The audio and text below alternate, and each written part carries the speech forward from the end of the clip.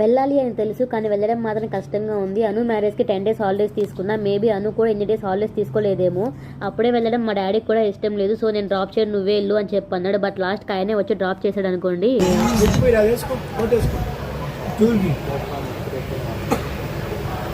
ఇలా చెప్పాల్సిన జాగ్రత్తలన్నీ చెప్పి సెండ్ ఆఫ్ అయితే ఇచ్చారు. మోర్ ఓవర్ ఇది నా ఫస్ట్ సోలో ట్రైన్ జర్నీ. లోపల చాలా భయంగా ఉంది, కానీ పైకి మాత్రం వేరే వంటలాగా నటిస్తూ ఉన్నాను. నెల్లూరులో పడుకుంటే హైదరాబాద్లో లేచాను. లేచాక ఒక నిమిషం ఏం అర్థం అవ్వలేదు. లగేజ్ చూస్తే చాలా ఉంది, మనుషులు చూస్తే ఇంతమంది ఉన్నారు. అసలు ఇట్లా ఎట్లా మోసుకెళ్ళాలి అని చెప్పి ఒక నిమిషం దిగిలేసింది నాకైతేను.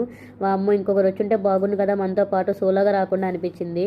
ఇక్కడ ఏమైనా హెల్ప్ చేసుకుని అయితే నా లగేజ్ మోపించుకున్నాను. మనం వాళ్ళకి ఇచ్చే అమౌంట్ కంటే వాళ్ళు మనకి ఆ టైంలో చేసే హెల్పే చాలా ఎక్కువ నాకు అనిపించింది. నెల్లూరు టు హైదరాబాద్ రావడానికంటే కూడా సికింద్రాబాద్ టు సైనిక్పూర్ రావడానికి ఎక్కువ ఛార్జెస్ అయ్యాయి. హాస్టల్కి వచ్చేసరికి గడ్డగట్టిన ఫీలింగ్ అనిపించింది.